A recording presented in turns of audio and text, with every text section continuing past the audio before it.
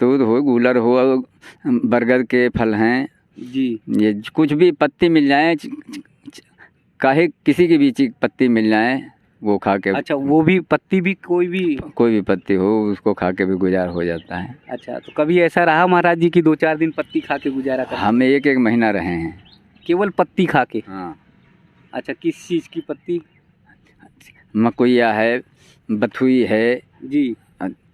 बबूल है, बबूल की छंगड़ी हैं जी। जो मिल जाए वो ग्रहण कर लिया। नीम पत्ती हैं, नीम की भी पत्ती? नीम की पत्ती और नीम की छाल भी खा लेते हैं। तो 1 महीने तक खा लेंगे नीम? हाँ। अच्छा। हाँ। और पानी पी के रह लेते हैं? बस। अन्न कोई ज़रूरी नहीं है। कोई ज़रूरी नहीं? कोई ज़रूरी नहीं। दोस्तों, वृंदावन की इस यात्रा में मैं लगातार त्यागी, तपस्वी, महान संतों के दर्शन आप सबको करा रहा हूँ और इसके माध्यम से हमें ऋषि परंपरा के बारे में पता चल रहा है, हमारे संतों के बारे में पता चल रहा है और हमें सनातन संस्कृति और सनातन धर्म के बारे में पता चल रहा है, इसकी जानकारी हो रही है। सनातन धर्म में हमारे जो संत महात्मा हैं उनका त्याग जो है वो अभूतपूर्व है। कठोर साधना करते हैं, कठोर तपस्या करते हैं। एक ऐसे ही महाराज जी का मैं दर्शन आप सबको कराने जा रहा हूँ जो पेड़ के नीचे रहते हैं, जिन्हें कभी भोजन से बहुत ज़्यादा मतलब नहीं रहता है, जिन्हें कभी कुछ और खाने पीने से मतलब नहीं रहता है। अगर मान लीजिए वो किसी पेड़ के नीचे, गूलर के पेड़ के नीचे या सहतूत के पेड़ के नीचे बैठ गए तो 2-4 फल उसका लिया और खा लिया, उसी से बस उनका पेट भर जाता है। बहुत कुछ खाने पीने की चिंता नहीं रखते।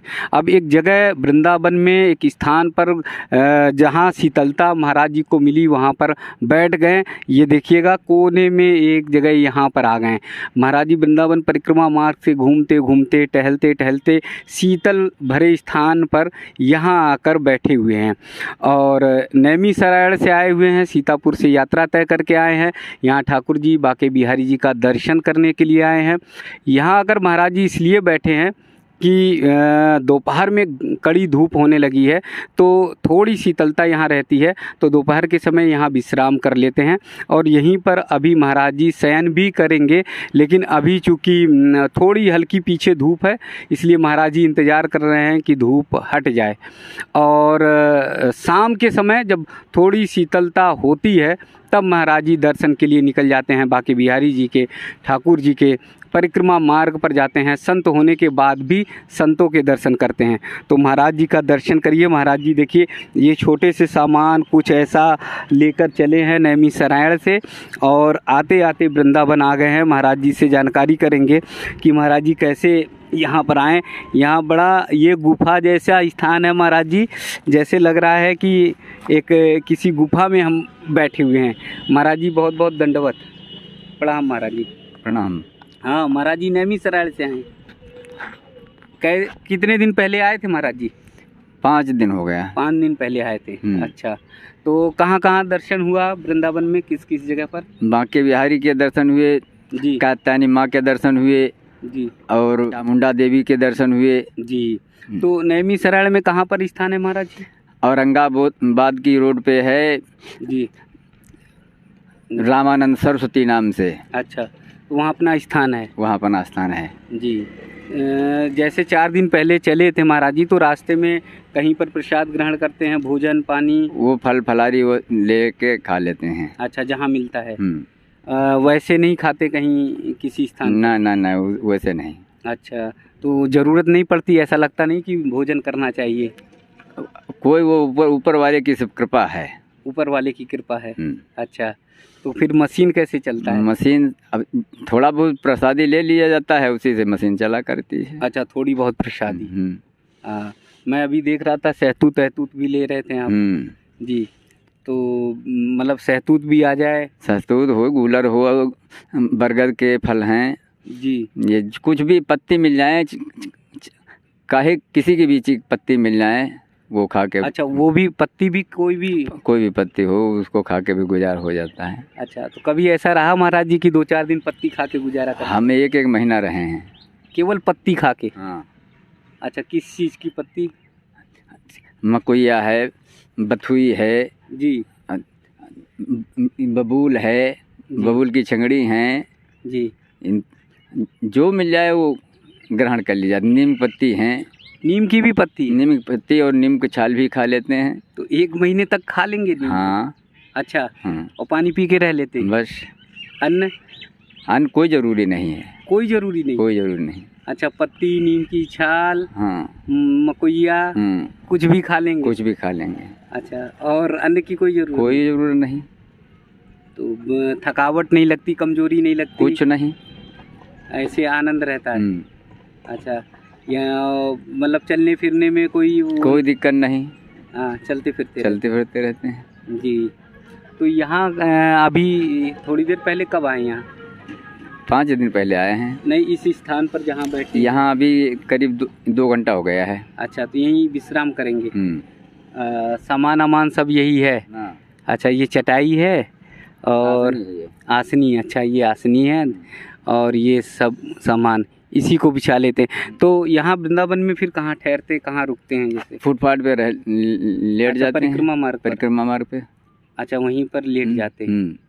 रात विश्राम किया, फिर सुबह जो है निकल लेते हैं। स्नान ध्यान करके परिक्रमा करके अपने निकल लेते हैं। परिक्रमा करते हैं। हाँ, लगा लेते हैं। इतने सामान में सब चल जाता है? सब काम बिछाया है। अच्छा, ओढ़ने का भी है कुछ? सब ओढ़ने से सब है। तो रात में मच्छर काटने का? मच्छरदानी भी है। अच्छा, मच्छरदानी साथ में लेके चलते हैं? हाँ। अच्छा, तो अभी कै दिन तक रहेंगे यहाँ? अभी लगभग रविवार तक रहने के विचार है। अच्छा। हाँ, और बाबा लोग वहाँ जाने के लिए कह रहे हैं, कालेश्वर महाराज के यहाँ। अच्छा, आपके साथ बाबा जी भी हैं? उज्जैन भी? अच्छा, उज्जैन जाने की विचार है। अच्छा, कालेश्वर बाबा जी के पास? हाँ, वो अभी बाबा आए नहीं हैं। रविवार तक बोलते थे आने के लिए। अच्छा, और फिर वहाँ कालेश्वर बाबा के पास दर्शन करने के बाद फिर नैमिषारण्य को आ जाएंगे। अच्छा, तो बाबा जी जो लोग कह रहे हैं उनके पास मोबाइल है, कैसे बात होती है? हाँ, मोबाइल है उनके पास। अच्छा, तो आपको मोबाइल करके बात कर लेंगे? हाँ। फिर एक साथ जो है होकर आप निकलेंगे? हाँ। अच्छा जी, तो अभी यहाँ पर मतलब रुकना है? जी। महाराज जी, ये देख रहे हैं कि बहुत कम सामान है।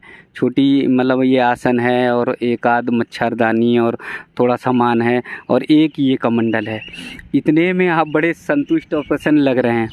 लेकिन दुनिया में मैं देखता हूँ कि बहुत सारा सामान है, साधन है और बहुत बड़े बड़े कारोबार हैं, तब भी उनमें क्लेश मचा रहता है, तब भी उसमें सुख और शांति नहीं आती। आजकल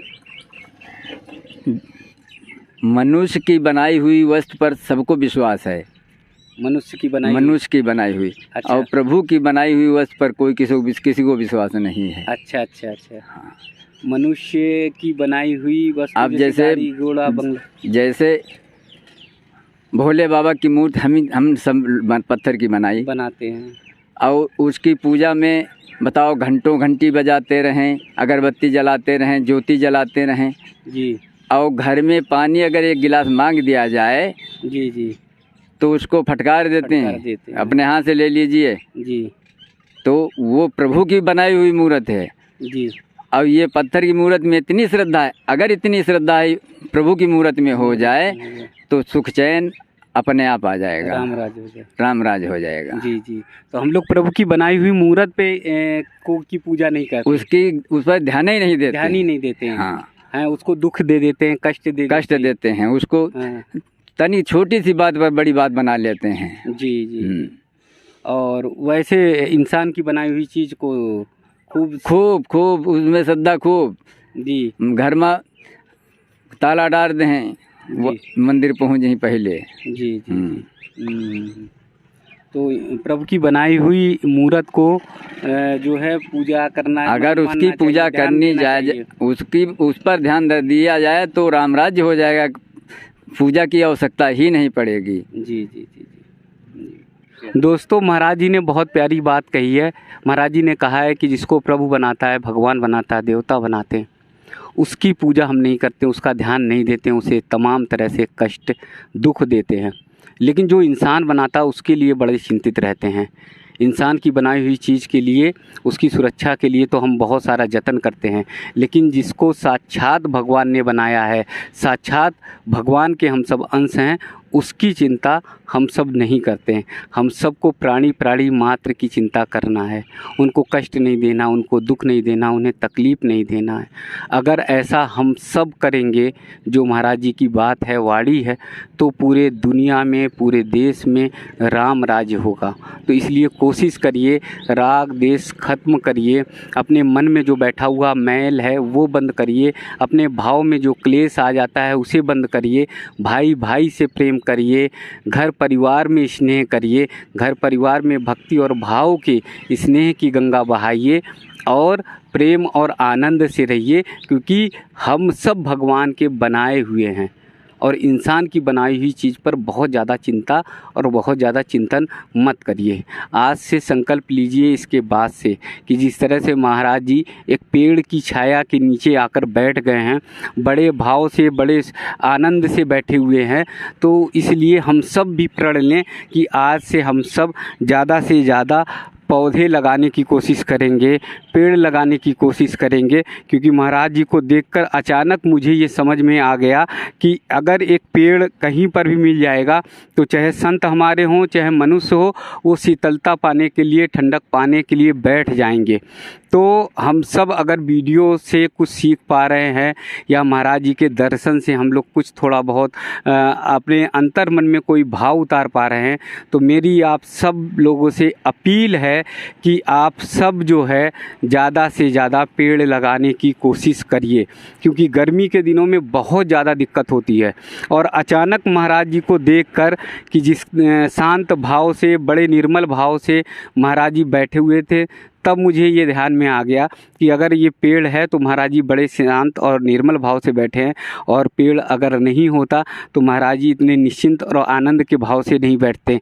इतने आनंद के भाव से बैठे हैं कि एसी में भी कोई व्यक्ति इतने भाव से, निर्मल से नहीं बैठ पाएगा। एकदम निश्चिंत भाव से बना हुआ है महाराज जी का भाव। दूसरी तरफ मैं आप सबको दिखाऊं, अगर दूसरी तरफ आपको नज़र जाएगी तो इधर देखिए एकदम अपोजिट कड़ी धूप है और दूर दूर तक कोई वहाँ दिखाई नहीं दे रहा है। एकदम धूप के कारण लोग जो है ठहरे हुए हैं, यानी कहीं शीतलता के स्थान पर बैठे हुए हैं, और आप देखिए धूप के कारण कोई यहाँ से निकल नहीं रहा है। और वहीं पर 2 कदम पर ही महाराज जी एक पेड़ के नीचे आराम से बैठे हुए हैं। तो एक पेड़ जब इतनी छाया दे सकता है, इतनी शीतलता दे सकता है, इतनी निर्मलता दे सकता है, तो हम लोग कोशिश करें कि एक पेड़ लगाएं। और वो पेड़ अगर आपने लगाया और सौभाग्य से महाराज जी जैसे संत आकर वहाँ पर बैठ गए, आसन जमा लिया, तो आपका पेड़ लगाना सार्थक हो जाएगा, सफल हो जाएगा।